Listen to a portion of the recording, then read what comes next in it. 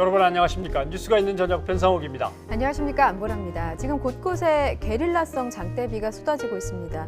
이번 주말이 고비라고 하네요. 네, 단순히 물만 불어나는 게 아니고 산사태나 축대의 붕괴 같은 2차 피해로도 이어질 수 있습니다. 네. 대비 잘 하셔야겠고요.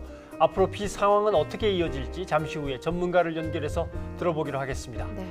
오늘 인터뷰가 있는 저녁에서 만나볼 분이 있죠. 예, 일본군 위안부 피해자이자 여성 인권 운동가셨던 김복동 할머니의 삶을 영화에 녹여냈습니다. 이 영화 김복동을 만든 송원근 감독님을 만나보겠습니다. 네, 할머님이 세상을 떠나신 지 반년 정도 지났는데 요즘 시국이 시국이니만큼 할머님들의 목소리 그 모습을 떠올리시는 분들이 많은 것 같습니다.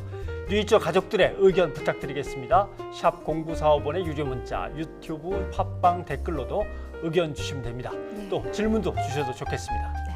자, 먼저 북한 미사일 도발 관련한 뉴스를 짚어보겠습니다. 어제 북한이 2차례 단거리 탄도미사일을 발사했는데 북한이 이것에 대해서 우리 측에 대한 경고라고 직접 입장을 밝혔습니다. 네, 김정은 위원장이 직접 발사도 지휘하고 우리 측을 비난하기도 했습니다. 먼저 김지선 기자의 보도를 보시죠. 북한이 공개한 미사일 발사 장면입니다. 이동식 발사 차량에서 쏘아 올렸는데 지난 5월 발사한 미사일과 거의 같습니다. 이례적으로 발사 배경도 함께 밝혔습니다. 우리의 F-35A 스텔스 전투기 도입 등을 염두에 둔 듯 최신 무기 도입과 다음 달 한미 연합훈련 계획에 대한 경고라는 겁니다. 김정은 위원장이 직접 사격을 조직했고 처음부터 끝까지 지켜봤다고 전했습니다.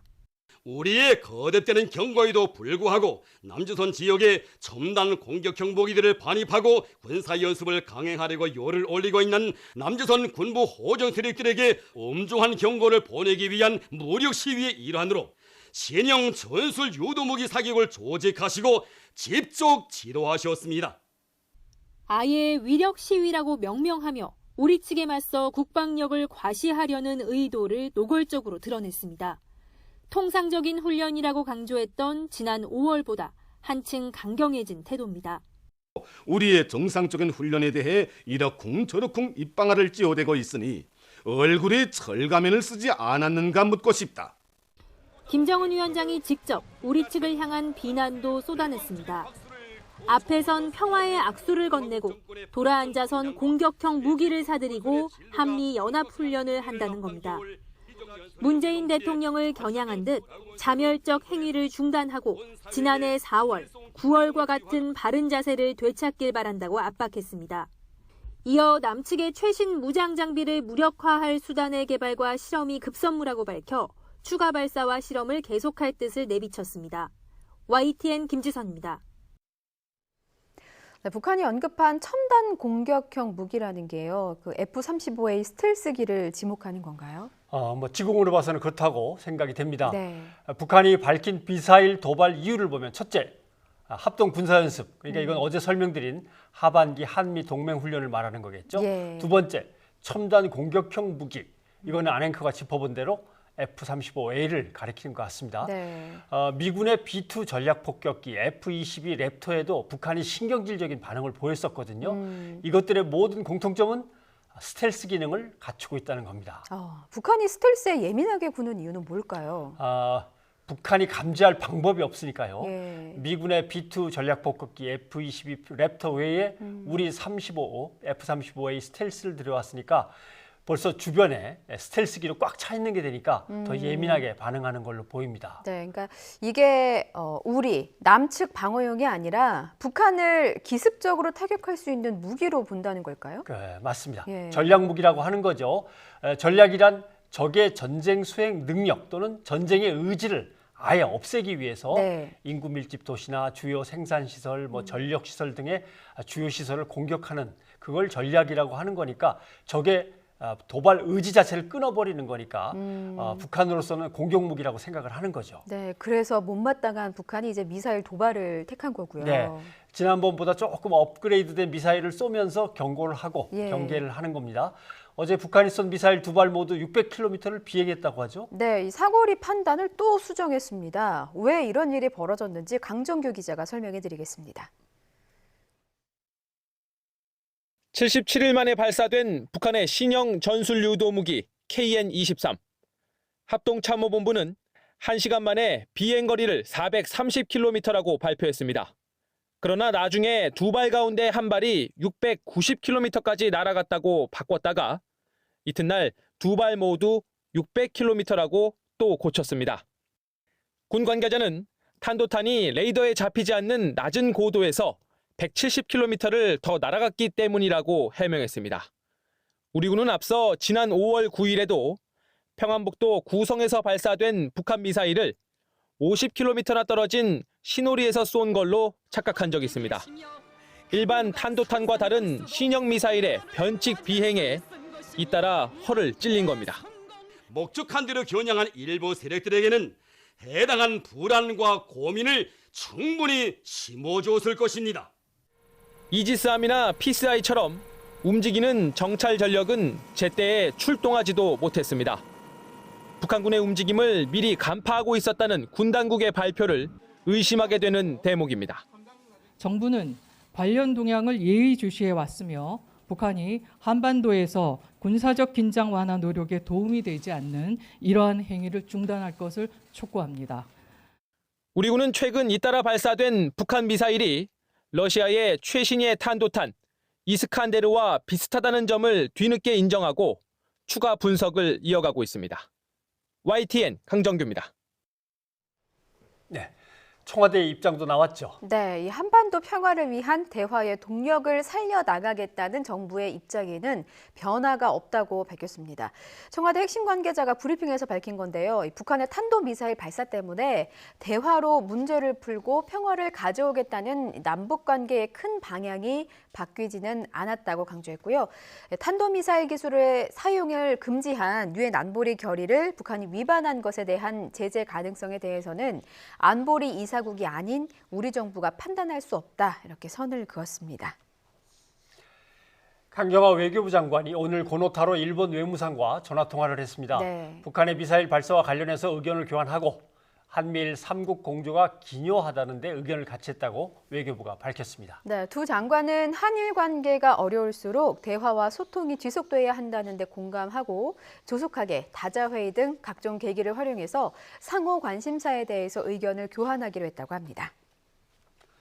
네, 여기에 대해서 자유한국당과 바른미래당이 원포인트 안보국회를 열자며 임시국회 소집 요구서를 제출했습니다. 네, 더불어민주당은 추경안과 일본 수출 규제 철회 촉구 결의안을 함께 처리해야 한다면서 검토 의사를 밝혔습니다. 최민기 기자가 보도합니다. 자유한국당과 바른미래당이 임시국회 소집 요구서를 제출했습니다. 소집 일자는 다음 주 월요일인 29일. 한국당 나경원, 바른미래당 오신환 원내대표는 일본의 수출 규제 조치와 중국과 러시아의 영공 침범, 북한의 신형 단거리 탄도미사일 발사 도발 등 잇따른 현안에 대처하기 위해 원포인트 국회를 여는 것이라고 밝혔습니다. 지금 매우 엄중한 안보 현실입니다.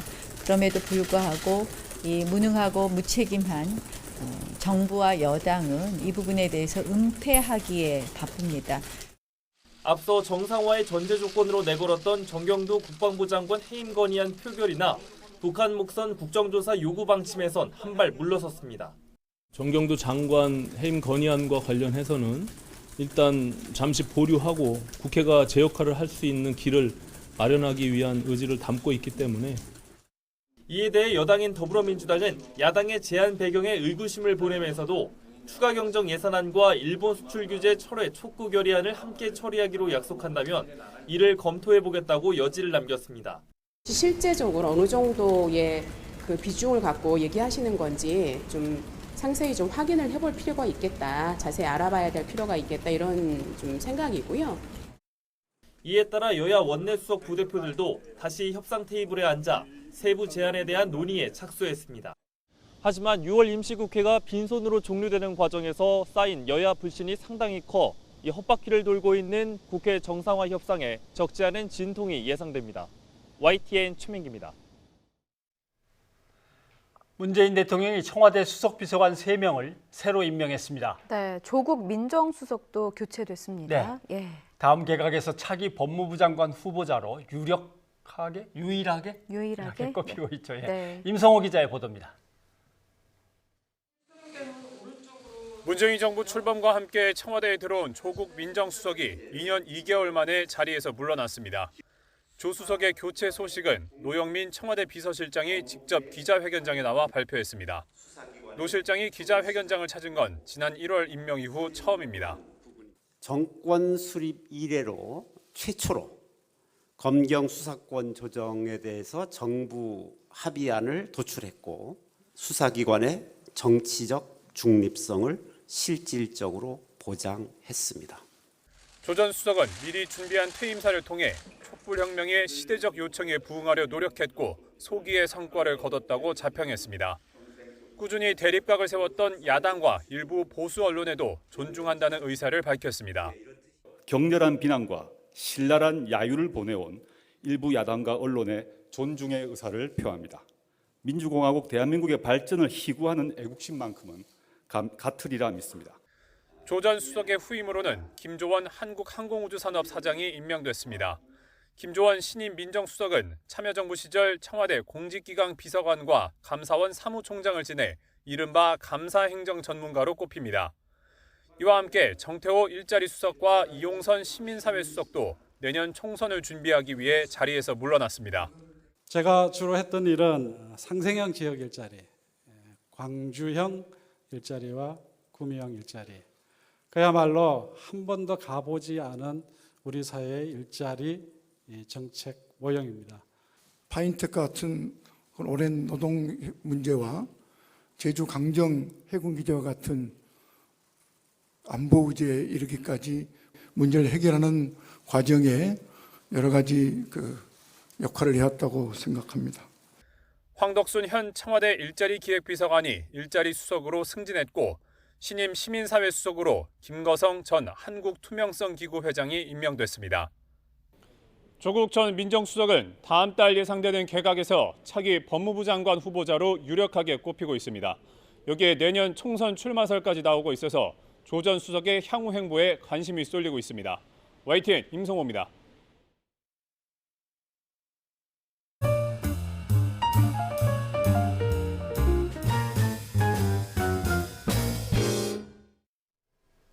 오늘 수도권에 강한 비가 쏟아져서 호우경보가 내려졌습니다. 지금도 비가 좀 내리는 곳이 있나 봅니다. 네. 퇴근길에 운전하시면서 누이주 함께하는 분들도 계실 텐데 안전운전하시기 바랍니다. 다들 조심하시고요. 예. 한순간에 장대비가 쏟아지니까 건물 담장이 무너지기도 하고 또 빗길에 교통사고도 잇따랐습니다. 송재인 기자가 보도합니다. 건물 난간이 뚝 잘려나갔고 아래에는 콘크리트 조각이 널브러져 있습니다. 오전 9시 40분쯤 서울 역삼동에 있는 빌라 담장이 무너졌습니다. 당황했죠. 이게 진짜 사람이 우리 직원이라도 있었으면 크게 다치거나 인명사고가 났을 것 같고. 부근 정화조 흙이 폭우에 유실되면서 사고가 난 것으로 보이는데 다행히 다친 사람은 없었습니다. 어제 밤부터 비가 많이 와서 빗물이 유입돼서 투압 때문에 이제 이렇게 무너지는 걸로 지금. 빌라 앞 건물 입주자들의 휴게 공간은 담장에 덮여버렸습니다. 담장에 깔려 무참히 찌그러진 의자가 사고 당시 충격을 보여줍니다. 빗길에 교통사고도 잇따랐습니다. 경기 시흥에서는 24톤짜리 탱크로리가 중앙 분리대를 들이받아 운전자가 다쳤고 이천에서는 대형 트럭이 빗길에 미끄러져 심한 정체가 빚어졌습니다. 가보니까 엄청 큰 트럭 한 대가 누워 있더라고요, 전복돼서. 집중호우로 하천이 순식간에 불어나면서 경기도 가평에서는 고등학생 10명이 펜션에 고립됐다가 구조됐습니다. 도심 산책로와 자전거도로 곳곳이 침수돼 통제되고 가로수가 쓰러지기도 했습니다. 일부 상습 침수 지역에선 주택이나 상가에 침수 피해가 발생했습니다. 일요일까지 적지 않은 장맛비가 계속 내릴 것으로 보여 철저한 대비와 주의가 필요합니다. YTN 송재인입니다. 중부지방을 중심으로 주말까지 200mm 이상의 큰 비가 예보돼 있습니다. 네, 기상청 우진규 예보 분석관 연결해서 자세히 알아보겠습니다. 안녕하십니까? 네, 안녕하십니까? 네, 서울에는 올 들어 처음으로 호우 경보가 내려지기도 했습니다. 지금까지 내린 비 양이 얼마나 됩니까? 네, 말씀하신 대로 오늘은 그 중부지방을 중심으로 많은 비가 내렸는데요. 네. 일단 서울, 경기를 중심으로는 약 80에서 100mm 가량의 이제 비가 내렸고요. 네. 그 외 충청도는 약 50mm, 그리고 지금 현재 비가 내리고 있는 전라북도와 남도 쪽에는 작게는 10mm, 많게는 지금 50mm까지 비가 내리고 있는 상황입니다. 그 말씀하신 대로 이번 장맛비가 유독 중부지방에 좀 집중되고 있는 것 같습니다. 혹시 현재도 특보가 내려진 곳이 있을까요? 네, 지금 현재 대부분 우리나라 전국의 호우주의보는 해제가 되어 있고요. 다만 지금 현재 비가 내리고 있는 그 흑산도, 홍도 등과 같은 전라남도 도서 지역과 그리고 연안에 위치를 한 무안, 신안과 같은 전라남도 해안가 주변으로 지금 호우특보가 발효가 되어 있습니다. 예. 네. 장맛비가 올여름 마지막이 될까요, 이게? 많은 분들이 질문들을 하시는데요. 일단 지금 오늘까지 남쪽으로 이렇게 내려간 장마전선은 내일부터 다시 북상을 점차 느리게 하기 시작을 해서 내일 그리고 모레 정도가 되면 이제 중부지방 중심으로 비가 내린 뒤에 이후에 이 북쪽으로 이동할 것으로 예상이 됩니다. 그 이후에는 지금 특별하게 장마전선이 이 남쪽까지 다시 내려올 가능성은 거의 희박하기 때문에 적어도 남부지방은 중부 이제 장마전선이 거의 끝난다라고 판단이 되고요. 다만 이 서울, 경기도를 포함한 중부에서 북쪽은 이 북한 쪽에 위치하는 장마전선에 동반된 비구름대 영향을 조금 받아서 비가 내릴 가능성은 있지만 전체적인 장마의 그 흐름은 거의 끝단계로 가는 것은 좀 가능성이 좀 높은 그런 상태라고 보입니다. 예, 그럼 앞으로 비는 얼마나 더 내리겠습니까? 네, 앞으로 예상되는 강수량은 조금 아까 말씀드렸다시피 오늘 남쪽으로 내려간 장마전선이 점차 북상을 서서히 함에 따라서 내일까지는 충청도를 중심으로 이제 비가 좀 많은 비가 내리겠는데요. 모레까지 예상되는 모든 강수량은 중부지방을 중심으로 70에서 150, 그 많은 곳은 200mm 이상입니다. 그리고 강원 영동을 포함한 전라도 쪽 남쪽 부근은 20에서 70mm가 예상이 되고요. 그리고 전남 남부나 경남 등 우리나라에서 남쪽 지방 중에서도 좀 남부 쪽에 속하는 곳은 5에서 40mm로 조금 적응량의 비가 예상이 됩니다. 네, 충청도 쪽으로 비가 내려간다는 얘기를 해주신 것 같은데 특별히 주의해야 될 지역이라면 어느 지역이 되겠습니까? 네, 내일부터 일단 주의를 해야 될 지역들은 일단 충청도 중에서도 이제 충북 북부라든지 아니면 그 서울은 아니고 그 경기 남부 쪽 해서 이쪽에 이제 상습 침수 구역이 좀 존재를 하는데요. 그쪽에는 아무래도 급격하게 비의 양이 늘어나면 배수로나 이제 하수구가 이 물이 역류를 하거나 물이 잘 배수가 되지 않기 때문에 그런 쪽에 이제 철저한 준비가 좀 필요하고요. 그리고 이제 2차적인 감전사고로도 이어질 수가 있기 때문에 그러한 시설물 관리에도 각별한 주의가 필요합니다. 예, 장맛비 이후의 날씨 전망 간단하게 좀 짚어주시죠. 일반적으로 장마전선이 북쪽으로 올라가고 우리가 이후에 북태평양 고기압의 영향을 받게 되면 그때부터는 고온다습한 공기의 영향을 직접적으로 받게 됩니다. 그렇기 때문에 낮에는 기온이 이제 많이 올라서 이제 폭염이 발생을 하고요. 밤에는 높은 수증기로 인해서 이제 기온이 많이 떨어지지 않아서 열대야가 기승을 부리는 시기로 접어들게 됩니다. 그렇게 되면 그러한 날씨들이 이제 8월 말까지 이어질 가능성이 매우 높기 때문에 폭염과 열대야에 대해서 더위에 대한 준비를 조금 철저히 하시는 게 좋겠습니다. 네, 우진규 분석가님 오늘 도움 말씀 고맙습니다. 네, 감사합니다.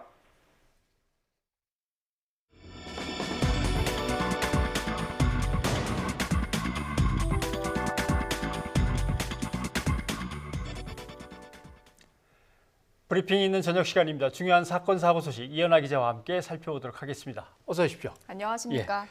오늘 소식은 어떤 겁니까? 네, 가수 구하라 씨를 폭행하고 성관계 동영상을 유포하겠다 이렇게 협박한 혐의로 기소된 전 남자친구 관련된 사건입니다. 어제 서울중앙지법에서 결심 공판이 있었고요. 검찰은 구 씨 전 남자친구인 28살 최 모 씨에게 징역 3년을 구형했습니다. 검찰은 사소한 동기로 인한 범행으로 여성 연예인인 피해자를 치유될 수 없는 상처를 입었다. 그리고 연인에게 앙심을 품고 폭로하겠다는 이런 협박하는 범죄는 피해자가 연예인이냐를 떠나서 누구라도 엄한 처벌을 할 필요가 있다라고 밝혔습니다. 그리고 또 검찰은 범행이 중대하고 죄질이 불량하고 또 2차 피해를 입었다는 점을 고려해달라 이렇게 덧붙였는데요. 예. 사실 또 지난 5월 26일 YTN 단독 보도도 있었습니다. 구하라 씨가 자택에서 극단적인 선택을 시도했다가 예. 구조되기도 했다는 소식도 있었습니다. 그렇죠. 예. 그때 당시 벌어졌던 그 사건을 혐의 중심으로 좀 정리를 해주신다면요? 네, 최 씨가 지난해 9월요. 구하라 씨랑 다투는 과정에서 팔과 다리 등에 타박상을 입히고 그리고 성관계 동영상을 유포하겠다라는 협박을 한 혐의를 받고 있는데요. 네. 최 씨는 이 구 씨와 다투고 연예인 인생을 끝나게 해주겠다, 디스패치에 제보하겠다 예고한 다음에 이 언론사 디스패치와 연락을 했지만 실제 영상 등은 전송하지 않았습니다. 네. 사실 지금 이제 진행 중인 재판에서 쟁점은 이 성관계 동영상에 대한 협박 부분입니다.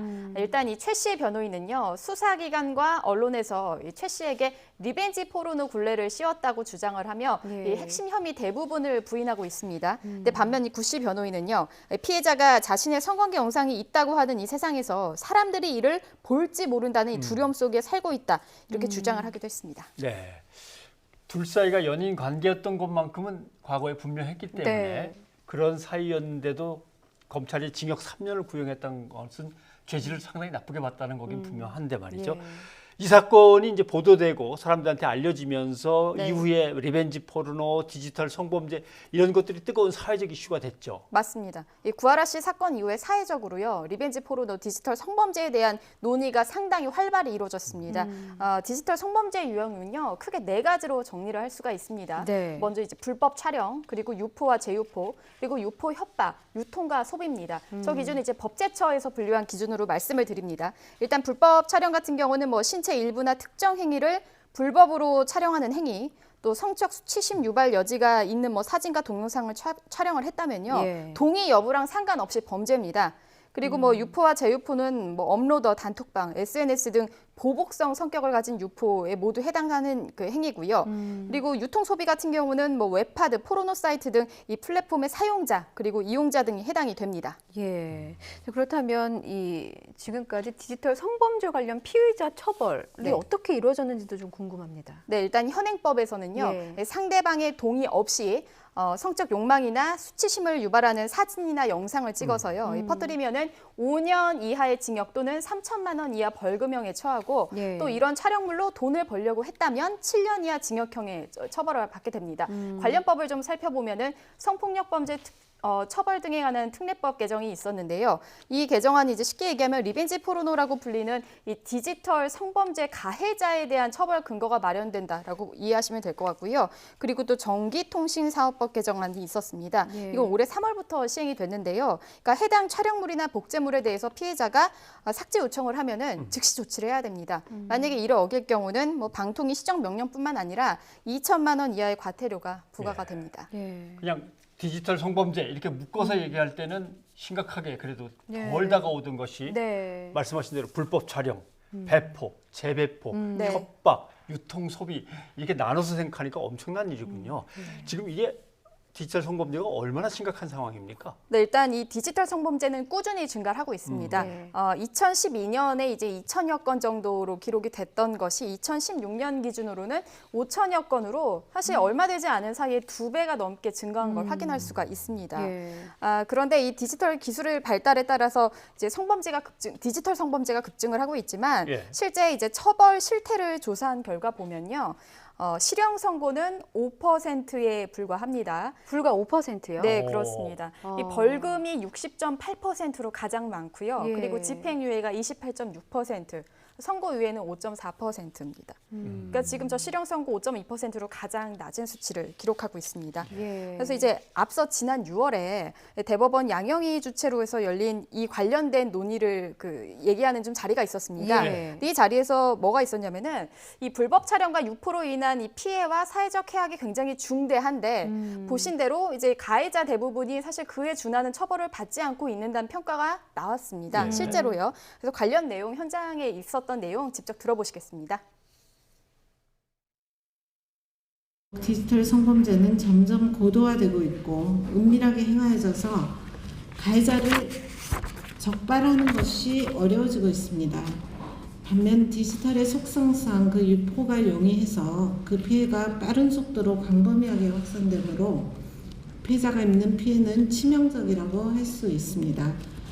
디지털 성범죄 특성을 고려하는 한편 책임주의 원칙과 예방적 기능에 충실한 공정하고 객관적인 양형 기준을 마련하는 것이 현재 양형위원회에 시급한 과제입니다.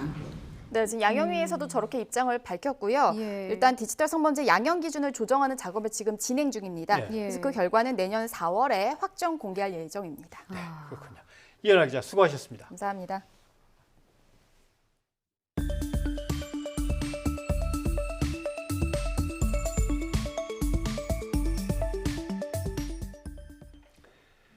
전주 상산고가 기사회생했습니다. 교육부가 전북교육청의 자사고 취소 요청에 동의하지 않았죠. 네, 이 자사고 지정 취소 위기에서 벗어난 이유를 임수근 기자가 정리했습니다. 전국 단위 자사고 가운데 유일하게 재지정 평가에서 탈락한 전주 상산고가 마지막 단계에서 살아남았습니다. 상산고에 대한 자사고 지정 취소 동의 신청을 부동의함을 알려드립니다. 교육부가 전북교육청의 자사고 취소 요청에 동의하지 않은 결정적 요인은 사회통합전형 평가 지표였습니다. 현행 초중등교육법 시행령 부칙이 상산고를 포함한 구자립형 사립고의 사회통합 대상자 선발 비율을 적용을 제외한다고 명시함에도 정량지표로 반영한 것은 재량권의 일탈 또는 남용에 해당하여 위법하다고 판단하였습니다. 전북교육청이 2013년 상산고에 보낸 공문에 일반고만 해당이란 문구가 포함된 점도 판단의 근거가 됐습니다. 평가의 적정성도 부족했다고 봤습니다. 전북교육청이 매년 상산고가 제출한 사회통합전형 3% 선발안을 승인해놓고도 이번에 그 기준을 10%로 올려 정량평가에 상산고에 분리했다는 점이 고려됐습니다. 하지만 전북교육청이 평가 기준 점수를 다른 시도보다 10점 많은 80점으로 잡은 점은 문제가 없다고 결론 내렸습니다. 반면 경기 안산 동산고와 전북 군산 중앙고는 일반고 전환 결정이 내려졌습니다. 학생 모집에 어려움을 겪고 스스로 자사고 취소를 신청한 군산 중앙고와는 달리 안산 동산고는 평가 절차가 적법했다는 이유로 자사고 지정이 취소됐습니다. 교육부의 이 같은 결정에 따라 동산고와 비슷한 처지에 놓인 서울 자사고 8곳과 부산 해운대고가 긴장하게 됐습니다. 다음 달 1일 예정된 교육부의 최종 심의에서 자사고를 유지할 가능성이 더욱 불투명해졌기 때문입니다. 이 학교들은 교육부가 자사고 취소에 동의하면 즉시 가처분 신청과 행정소송 등 법적 대응에 나설 방침입니다. YTN 임수근입니다. 교육부가 경희고 등 서울 자유형 사립고 9곳과 부산 해운대고 지정 취소 동의 여부를 다음 달 1일 심의합니다. 네, 교육부 장관의 최종 결정은 그럼 이르면 8월 2일, 늦어도 5일쯤에는 나오겠군요. 그렇습니다. 예. 자사고 재지정 문제가 사회에 뜨겁고 예민한 이슈로 상당히 오래 가고 있는데 어쨌든 보면서 답답하고 좀 씁쓸하고 그렇습니다. 어떤 점 때문에 혹시? 뭐 우리 중고교 교육의 근본적인 문제점, 또 학생들의 진정한 인격 형성, 자질 향상을 위한 개혁 논의 뭐 이런 건 없잖아요. 예. 네, 뭐 명문대 입학 여부로 씨름하고 있는 게 현실이니까요. 그렇습니다. 예. 어느 고교생이 글에다가 젊은 우리에게는 딱 하루만 주어져 있다. 딱 하루요? 예. 이 하루의 의미는 뭘까요? 월요일에 새벽에 일어나서 학교 공부 가고 끝나면 학원 야간 보충하고 화요일도 똑같고 목요일도 똑같고 토요일도 똑같고 일요일도 똑같고 그러니까 학교 입시 공부, 사교육 입시 공부 모든 날이 똑같이 진행되니까 모든 날의 이름이 그냥 하루. 그냥 똑같은 하루. 이렇게 된 거죠. 와, 학생들 마음 생각하면 정말 답답하고 안쓰러운데 이런 뉴스는 더 갑갑해집니다. 경남 밀양에서 탯줄이 달린 채로 주택 헛간에 버려졌던 아기 기억하시죠? 친모가 경찰에 붙잡혔습니다. 40대 A씨가 영아 유기 혐의로 입건된 건데 네. 아기를 왜 유기한 거라고 설명이 나오죠? 예, 자녀가 여러 명인데 본인이 지병까지 있어서 이 아기를 키울 수 없을 것 같아서 버렸다라고 진술했습니다.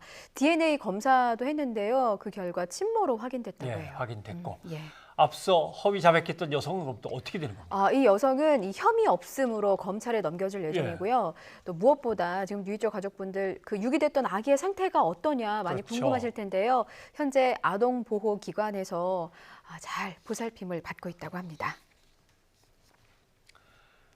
유료 문자 투표 조작 논란에 휩싸인 엠넷 결국 경찰에 수사를 의뢰했군요. 네, 프로듀스 X 101 제작진에 대한 수사를 경찰에 의뢰했다고 엠넷이 밝혔습니다. 유료 문자 투표 조작 논란이 불거지면서 자체 조사를 진행했지만 사실관계 파악에 한계가 있다고 판단했다고 하고요.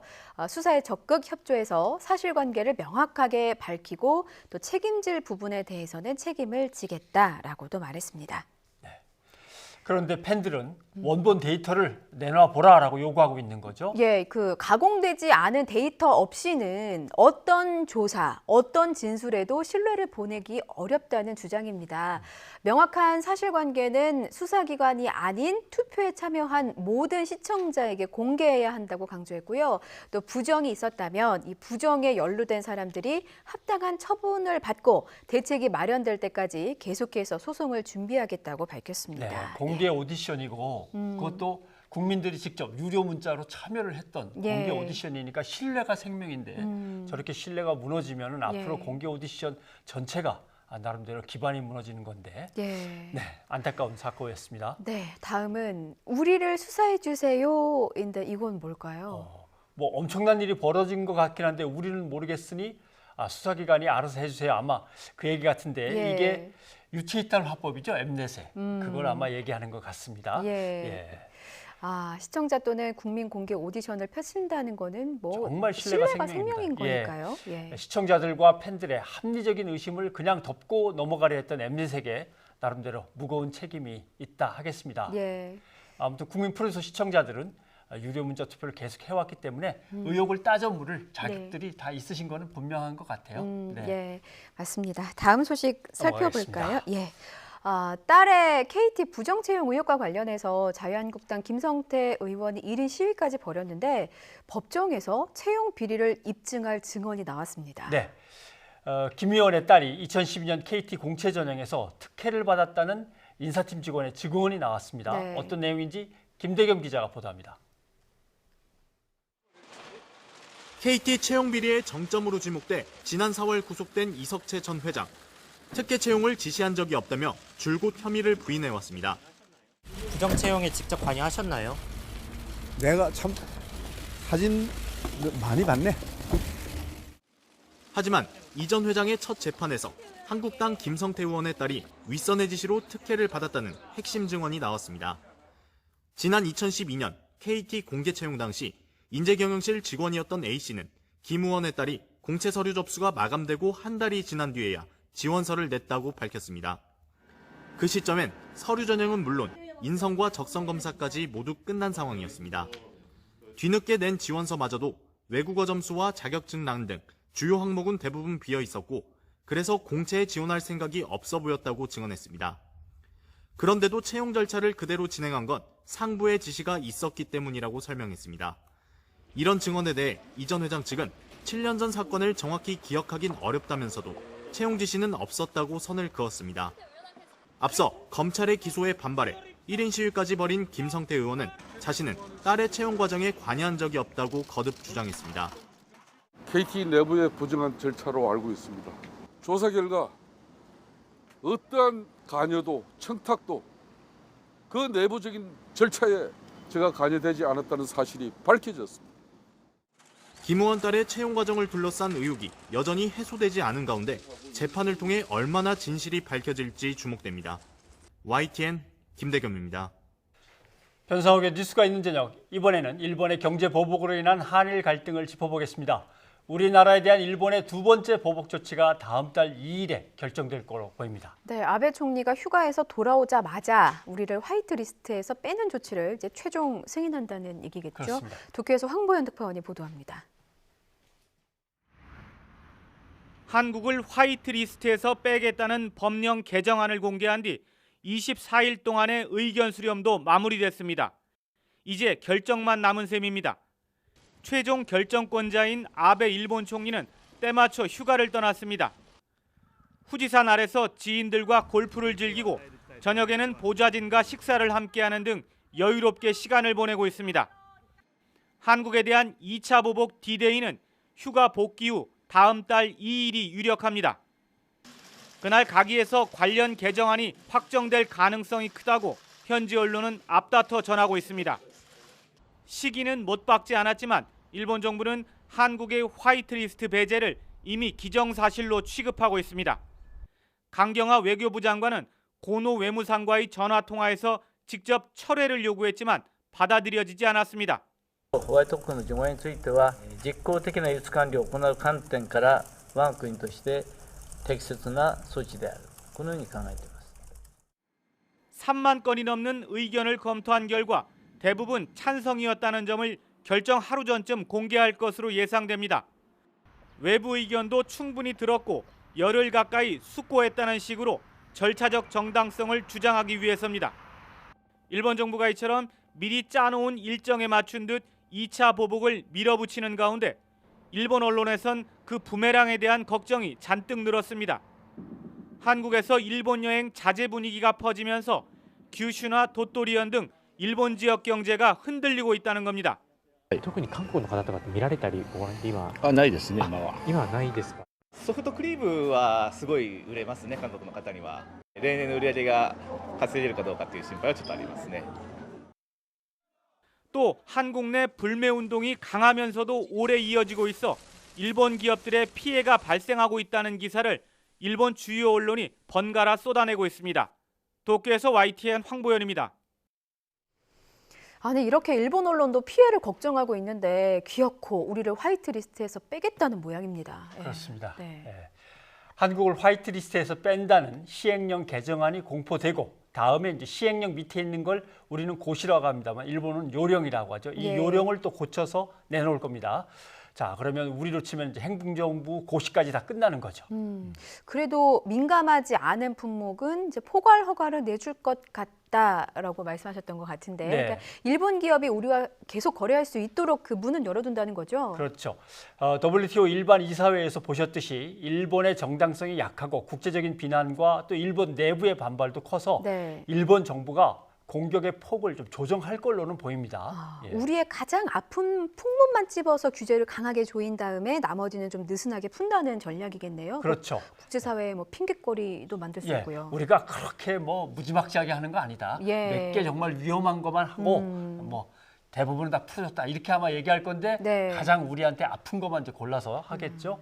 현재 일본 기업 중에 한 1,400개 정도가 수출이 허가되는 내부 RCP 인증을 보유하고 있다고 합니다. 네. 이걸 사용해서 홍콩, 싱가포르, 대만 같은 비화이트 리스트에 들어가지 못한 나라들하고 포괄 허가로 무역 거래를 하는 거죠. 그러니까 우리도 화이트 리스트에서 빠졌다고 해도 홍콩, 대만처럼 이런 기업들하고 거래를 하면 됩니다. 다만 우리가 거래할 기업들이 저 인증을 갖고 있어야 되는 거죠. 네. 그걸 준비해야 합니다. 맞습니다. 일단은 우리도 대비를 하는 것이 맞겠죠. 오늘 WTO 이사회에 참가했던 우리 정부 대표단이 귀국했습니다. 일본을 정식으로 제소하는 방안을 검토할 것 같은데 소송 기간이 문제라고 하네요. 홍선기 기자입니다. 정부 대표단을 이끌고 WTO 이사회에 참석했던 김승호 수석 대표는 아쉬움을 토로했습니다. 나름대로 일본 조치의 부당함을 알리는 데 최선을 다했지만 별도의 의결을 하지 않는 일반 이사회의 한계가 명확했기 때문입니다. 김 실장은 이제 WTO에 정식으로 제소하는 절차에 착수할 것임을 시사했습니다. 앞으로 제소 절차와 관련해서도 한 말씀 해주시죠. 날짜는 저희가 편한 날짜를 고르겠고 지금 열심히 칼을 갈고 있겠습니다. 그러나 WTO에 제소하면 승소 가능성보다도 시간이 오래 걸려 고민입니다. 후쿠시마 수산물 수입 금지 조치와 관련한 소송은 상소까지 거쳐 승소하는 데 4년이나 걸렸습니다. 매일 제품을 생산해야 하는 기업들이 견디기에는 너무나 긴 시간입니다. 부당한 무역 조치에 대응해서 비슷한 보복을 하는 상응 조치 필요성을 얘기하는 목소리도 있지만 이마저도 쉽지 않습니다.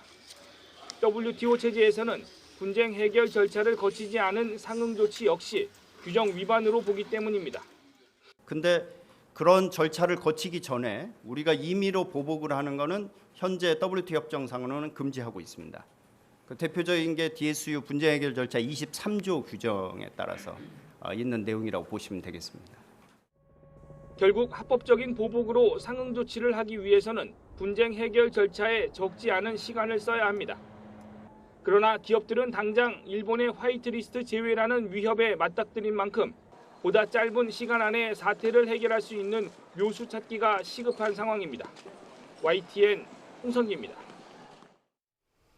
일부에서는 이렇게 오래 걸리니까 실효성이 없다는 지적도 좀 나오고는 있더라고요. 네.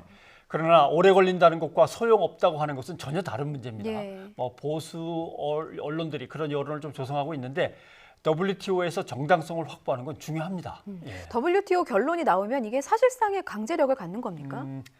우리가 일본에게 예. 관세 보복을 할 수 있는 합법적인 권리가 WTO로부터 우리한테 주어질 수도 있는 거죠. 그러면 일본은 할 수 없이 그걸 받아들여야만 하는 거고요. 예. 그렇군요. 그리고 미국의 동의, 협조를 얻는 일도 중요할 텐데요. 일본 수출 규제의 부당성을 알리고 미국의 중재를 끌어내려는 노력도 전방위적으로 이루어지고 있습니다. 유명희 통상교섭 본부장은 윌보로스 미국 상무장관을 만났고 네. 방미 중인 국회의원단도 미 의회 의원들을 잇따라 면담했습니다. 워싱턴에서 김태욱 특파원이 보도합니다. 미 의회와 관련 업계를 만났던 유명희 통상교섭본부장이 이번에는 미국 내 제조업 등 산업과 수출 통제를 총괄하는 윌버로스 상무장관을 만났습니다. 유 본부장은 일본의 조치가 미국 기업과 세계 경제에 미치는 부정적 영향을 강조했습니다. 특히 반도체 등은 세계 공급망이 연계되어 있는 만큼 곧바로 미국 산업에도 피해를 가져올 수밖에 없다는 점을 내세웠습니다. 로스 장관도 충분히 공감하고 필요한 역할을 하겠다고 답한 것으로 전해졌습니다. 미국의 산업에도 부정적 영향을 미치고 그다음에 글로벌 공급망에도 부정적인 영향을 미친다는 거에 충분히 공감을 하고서 뭔가 이 미국으로서도 필요한 역할을 하겠다 하는 그런 언급을 했습니다. 의원 대표단도 미 의원들을 상대로 외교 활동에 나섰습니다. 트럼프 대통령과 가까운 사이로 알려진 톰 코튼 공화당 상원 의원과 척 그레슬리 상원 금융위원장 등 주요 인사들을 만나 일본의 부당성을 설명했습니다. 하지만 미 의원들은 우리의 입장을 이해하지만 적극적인 중재에 나서기는 곤란해한 것으로 전해졌습니다.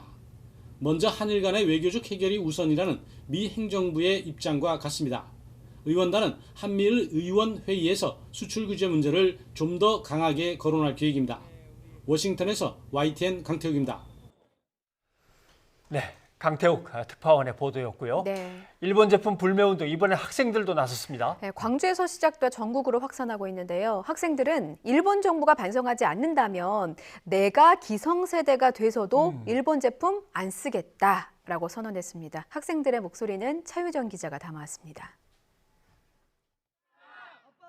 거센 비가 내리는 가운데 교복을 입은 학생들이 소녀상 옆에 모였습니다.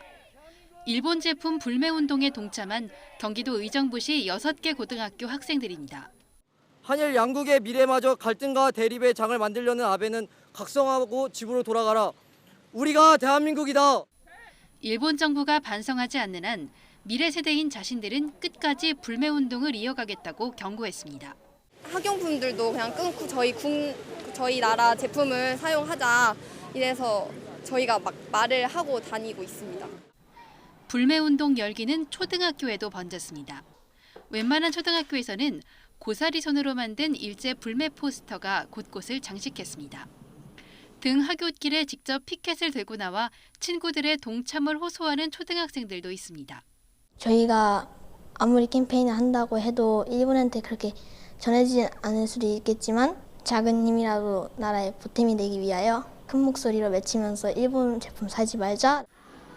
일본 규탄 결의안에 일본 수학여행 보이콧까지 학생들까지 본격적으로 가세하면서 불매운동의 파급력이 더욱 커지고 있습니다. 요즘 아이들도 얼마든지 사회 문제를 판단하고 평가할 수 있는 능력을 갖추었다라고 저는 생각을 합니다. 일본이 극적으로 태도를 바꾸지 않는 한 다음 달 74주년 광복절을 앞두고 학교 현장의 반일 움직임은 더욱 확산할 전망입니다. YTN 차유정입니다.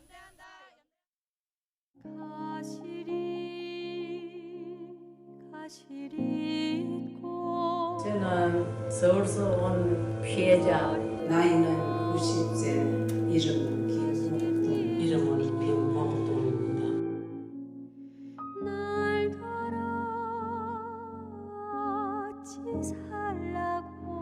늙은이들이 다 죽기 전에 하루 빨리 사죄하라고 알겠는가 안돼서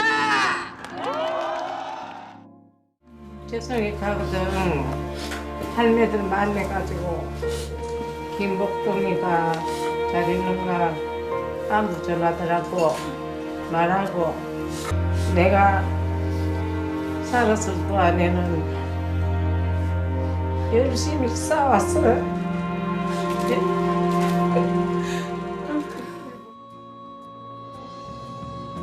여러분은 같이 싸우겠죠? 열심히 싸워서 우리가 이깁시다.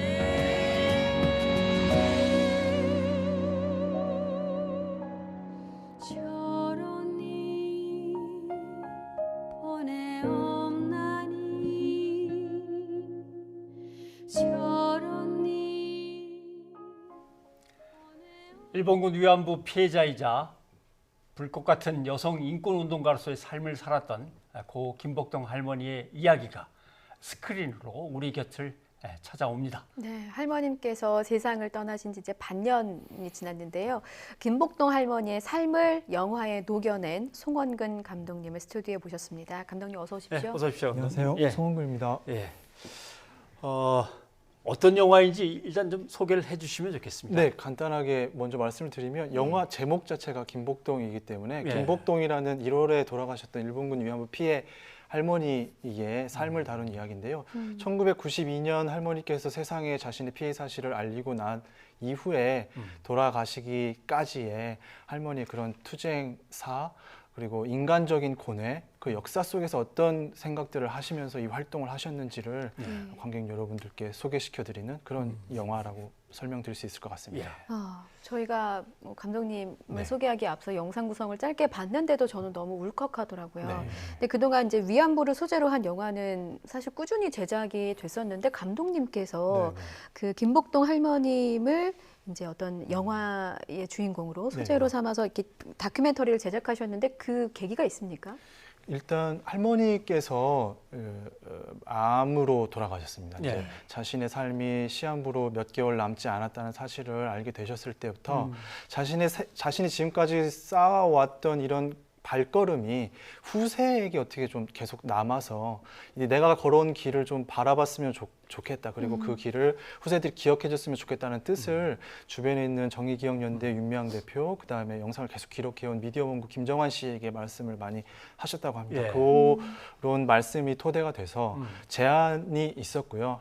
김복동 할머니의 삶을 영화로 만들었으면 좋겠다는 제안이 있었고 저희는 제작진은 이제 김복동 할머니의 그 걸어온 삶 중에서 오늘의 이야기에 좀 중심을 뒀습니다. 2015년 한일 위안부 합의 당시 그 즈음으로 오기까지의 할머니의 어떤 생각들, 활동의 기반, 뭐 고뇌 이런 부분들을 좀 담아서 단순하게 우리가 영상이나 뉴스로 봤을 때 할머니의 외침 이외에 할머니가 어떤 마음으로 어떤 생각으로 그런 활동을 하셨었는지를 관객들이 좀 잘 좀 느끼고 알았으면 좋겠다라는 마음이었습니다. 그럼 뭐 여기저기서 자료들을 갖다 이제 많이 이제 찾으려고 애를 쓰셨겠군요. 예, 맞습니다. 뭐 주로 어디에 가서 뭐 찾으셨습니까? 일단 저희는 공동 기획 자체가 정의기억연대 미디어본부랑 같이 했습니다. 예. 일단 촬영해온 베이스가 그쪽이었었고 전쟁과 여성 인권박물관의 자료실에 여러 할머니들의 어떤 기록들이 남겨져 있습니다. 네. 당시 할머니의 증언록 같은 것도 있고 한데 그 중에서 저희가 이제 김복동이라고 써져 있는 체크되어 있는 부분들은 좀 체크를 해가지고 가져와서 다 좀 들었었고 뭐 그런 식으로 해서 자료들은 꼼꼼하게 좀 살펴봤습니다. 그래서 그동안 드러나지 않았던 김복동 할머니의 목소리를 찾아내셨다는 거군요. 네, 맞습니다. 요즘에 굉장히 언론에서 많이 관심을 보여주시고 계신 부분이 그런 네. 부분이시더라고요. 한번 들어보고 그럼 얘기를 나눠보죠. 일본에 가면은 이 군복 만드는 공장이다 그랬대. 공장에 1개월간 되기 내로 출로 나오더라고. 군인들이 애출 나와가고는 그럴 때 8시부터 나와가지고 저녁 5시 때 문을 들어가고 반항을 했지. 반항하지. 할머니도 반항했어요? 그럼 반항을 하지 반항 안 했었나. 가만둬요? 뭐한테 가마도 그 박도 안 미고 막 때리고는 갖다 놓지. 그래가지고 16살에 들어갔다가 한국에 오니까 23살이래, 23살.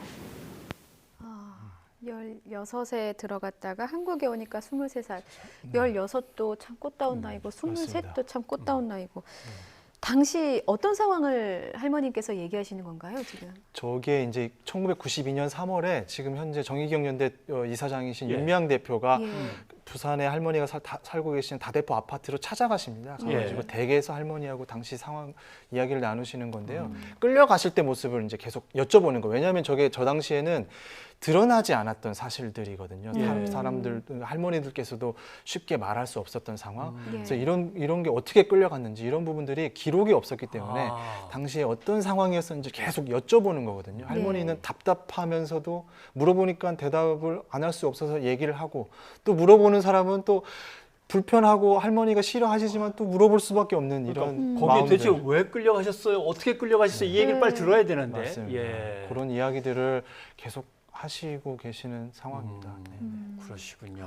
근데 이건 어디서 찾으셨어요? 요거를 이제 저희 그 김복동 할머니 영화를 제작하면서 저희가 제공받은 그 오디오 파일 속에 이제 요게 있었습니다. 단순하게 이제 1992년 김복동이라고 적혀 있었던 음성 파일이었었고 사실은 이게 어떤 파일인지 잘 모르고 일단은 듣기 시작했는데 이 질문하는 사람이 처음에 누군지 처음에 잘 몰랐습니다. 그러다가 이 목소리를 어디서 들었지 진짜 하게 되면서 이게 이제 윤미향 대표라는 걸 알게 돼서 여쭤봤더니 맞다라고 얘기하시고 당시 할머니가 느끼셨던 어떤 그런 답답함 그리고 그동안에 내가 이걸 말하기까지의 고민 같은 것들이 2018년, 17년, 19년 이때 할머니가 당시를 증언하는 것과는 다르게 67, 8살의 당시로서는 젊은 할머니의 목소리로 증언을 하셨던 게 굉장히 인상적이었고 그런 부분들을 오디오 파일이었지만 잘 좀 살리고 싶었습니다.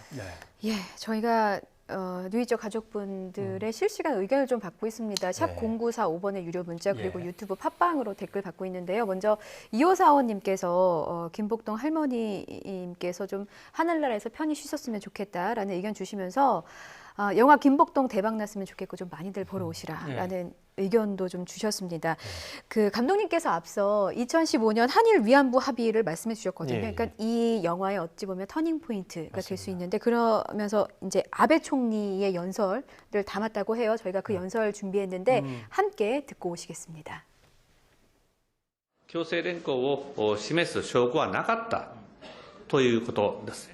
私はパク・クネ大統領に申し上げているわけでありますから、最終的かつ不可逆的に解決されることを確認したものであります。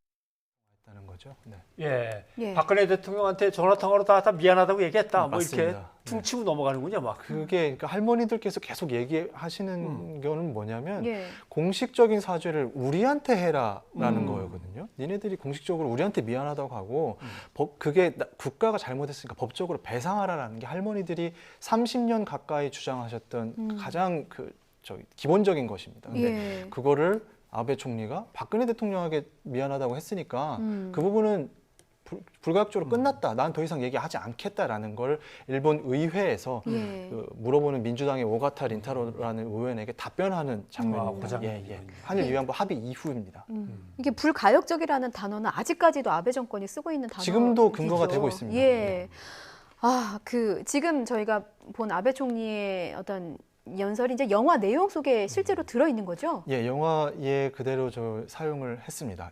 이게 얼마나 저 영상은 그러니까 예를 들어서 일본 의회 내에서 물어봤기 때문에 아베 총리가 저만큼 대답을 한 것이지 우리 정부나 우리나라 사람이 물어봤으면 불가역적으로 끝났다라고 하고 아무 대답도 안 해버렸을 겁니다. 다만 민주당 의원이 당시 상황에 대해서 네가 진짜로 사과를 했다는데 그 말을 직접 여기서 한번 해봐라라고 이제 민주당 의원이 물어보는데 그런 부분 같은 경우에는 전혀 저희는 들어보지도 못하고 보지 못한 상황이고 일본 의회에 지금 공개되어 있는 영상이라서 저희가 그 부분은 사용을 그대로 했습니다. 나름대로 가치가 있는 장면인 것 같습니다. 저것도. 있는 그대로 보시고 판단은 관객분들, 국민들이 할 수 있을 거라고 생각했습니다.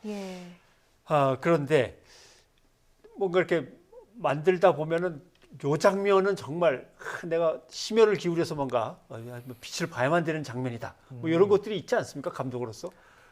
그런 것들이 있기는 한데 그런 부분은 가장 큰 메시지는 좀 마지막 장면입니다. 마지막 예. 장면에 저희가 제작진이 하고 싶어라 하는 말, 메시지 그리고 그것이 그 마지막 장면이 주는 그 메시지 자체가 지금 현재 우리 국민들에게 그다음에 영화 관객들에게 그대로 전해졌으면 하는 그런 마음이 있습니다. 근데 그 부분은 좀 보시면 아마 그죠. 잠깐 스포일러가 될 수 예, 있습니다. 이제 여기서. 영화를 보고 네. 나서. 예. 근데 영화 개봉이 언젠가요? 영화 개봉은 8월 8일입니다. 8월 8일. 네. 예. 혹시 개봉관 구하는데 뭐 좀 애로사항이 있었거나 그러진 않으셨어요? 저희 개봉관 구하는데 애로사항이 있냐는 질문을 굉장히 제가 요즘에 많이 받고 그래요? 있습니다만 네.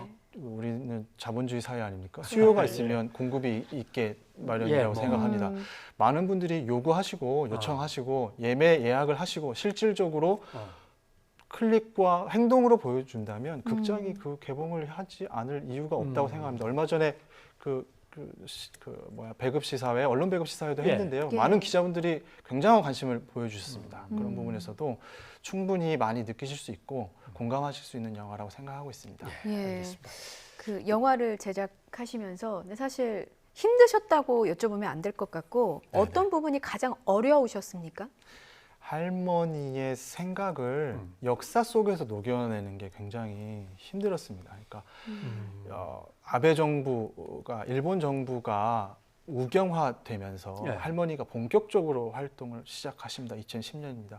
그리고 평화의 소녀상이 평화로 일본 대사관 앞에 세워지면서 할머니가 그걸 계기로 해서 다른 일반 그 소녀상을 찾는 일반 국민들과 더욱더 긴밀한 교감들을 펼치게 됩니다. 그 교감이 바탕이 돼서 서로 주고받고 어린 학생들이고 할머니가 또 뭔가 다른 모습을 보여주시고 그러면 그거에 반응해서 또 다른 국민들이 찾아주시고 오히려 일본이 더 이 역사를 지우려고 할 때 할머니는 역으로 전 세계에 자신이 살아있는 피해자라고 자신의 피해 상황을 증언을 하시면서 다른 피해자들을 오히려 더 감싸는 그런 모습을 보여주십니다. 그런 모습들을 자연스럽게 녹여내는 것들을 고민하는 게 그리고 그거를 어떻게 해야 될지 그런 부분이 가장 많이 힘들었었습니다.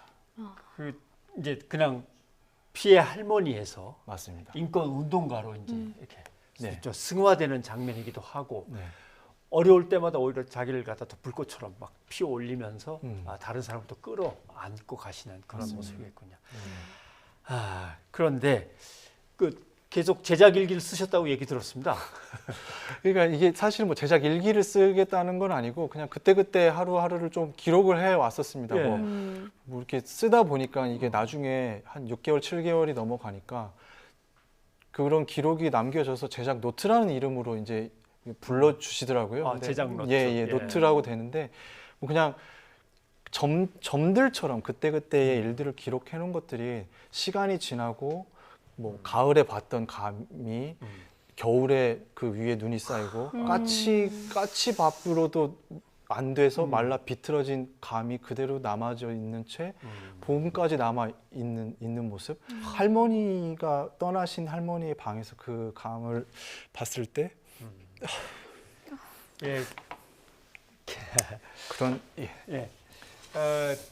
그런 모습들이 어쨌든 계속 연결을 잘 해서 관객들에게 보여주려고 좀 노력을 했었습니다. 기자는 뭐 감이 있건 떨어지건 신경 안 쓸 때 또 감독 예술인의 눈은 또 다르군요.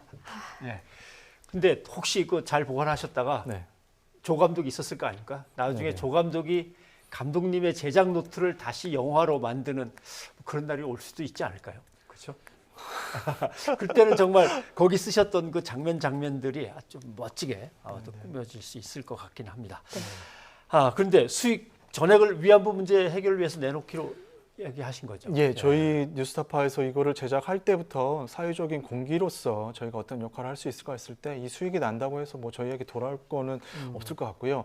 이 수익금은 전액 그 전액을 일본군 위안 피해 할머니들 활동에 쓸 텐데요. 네. 절반은 할머니와 같이 활동을 하셨던 정의기억연대의 활동 자금으로 갈 거고 절반은 일본군 위안부 피해 할머니들의 어떤 기록을 디지털 아카이빙 하는데 구축하는데 여기 돈이 많이 드는데 어떻게 이 부분에 저희가 최대한 사용을 해서 네. 하려고 합니다. 그렇게 기록으로 남아야죠. 예, 문자가 계속 들어오나요? 예, 들어오고 있습니다. 소개해드리겠습니다. 2369님, 사과와 배상도 못 받으시고 하늘 깊이 간직하신 채 타계하신 김복동 할머님을 비롯한 위안부 할머님들 모두 하늘나라에서라도 위로받으시고 좀 한이 풀리시면 좋겠다라는 의견 주셨고요. 4702님께서는 영화 김복동 많이 봐주십시오. 우리나라의 역사를 우리가 기억하고 계속 기록해 나가야 합니다라는 의견 주셨는데 그 감독님께서 말씀하신 것도 김복동 할머님께서 원하셨던 것도 내가 걸어온 길을 후세들이 좀 기억을 해줬으면 좋겠다라는 부분 맞습니다. 아니겠습니까? 네. 요새 더군다나 일본과의 어떤 갈등이 이제 좀 첨예해지고 불매운동 같은 것도 벌어지는데 이럴 때 국민들한테 이런 메시지는 좀 전해드리고 싶다라고 하는 게 있으면 마지막으로 한 말씀 해주시죠. 할머니께서는 오히려 모든 사람들이 다 불같이 화를 내고 격정적일 때 굉장히 차분하실 수 있었던 분이셨습니다. 저는 할머니의 그런 마음을 우리 국민들이 오히려 본받아야 된다고 생각합니다. 네. 일본이 저렇게 한다고 해서 같이 불같이 득달같이 달려드는 것보다 이 문제가 어디서부터 시작됐고 어떻게 해결할 수 있을지를 차근차근 제대로 꾹꾹 눌러서 쌓아 나가는 게 그것이 오히려 이기는 길이라고 생각합니다. 네. 예, 8월 8일 개봉 저희도 기다리고 있겠습니다. 고맙습니다, 감독님. 감사합니다. 정말 네. 많은 감동을, 많은 울림을 주는 그런 인터뷰가 아니었나 싶습니다. 자, 시청자분들이 보내주신 문자 장맛비 관련해서 2236님 장마일에는 한강 나들이를 뒤로 미루는 게 안전합니다. 몇 년 전 한강 수영장 갔다가 비 때문에 네. 집으로 돌아간 게 아쉽습니다. 라고 얘기해 주셨네요. 네, 그런 건 미리미리 이제 준비하시는 예, 게 좋겠죠. 또 자사고 문제와 관련해서 2369님께서 우리나라 교육 정책은 언제 일관성을 갖게 될까요? 혼란스러워하는 어린 학생들이 불쌍합니다. 라는 의견 주셨네요. 신임 검찰총장 관련해서 문자가 들어왔습니다. 9007님, 부정청탁, 불법 취업 뿌리 뽑아주세요. 정의로운 사회의 시작은 공정한 기회, 공정한 경쟁에서 시작한다고 생각합니다. 수백만 청년들은 오늘도 땀 흘리며 취업을 꿈꾸고 있습니다. 취업의 공정함, 아마 국회의원 딸의 비리 특혜 이런 것 때문에 적어주신 것 같습니다. 예. 그리고 밀양에서 퇴출 달린 어린아기가 유기됐던 사건, 이제 40대 친모가 검거된 사건과 관련해서 2369님, 아기 버릴 거면 왜 낳습니까? 정 키울 능력이 안 되면 아기를 시설에라도 맡겨야 옳다라는 의견. 그러니까 그냥 헛간에 유기할 것이 아니라 진짜 어디 기관에라도 맡겨야 되는 것이 아닌가.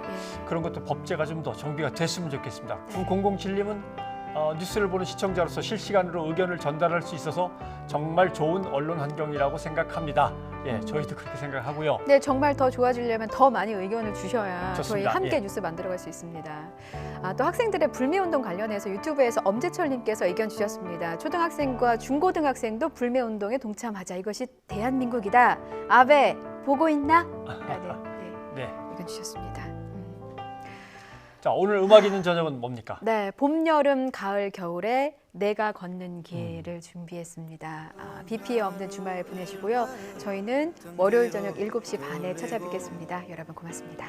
발길 닿는 대로 걸음을 옮기다가 고개 들어 하늘을 바라다 보면은 코끝이 찡한 것을 느끼지. 하루 이틀 사흘 지나고 문득 뒤돌아보면 가슴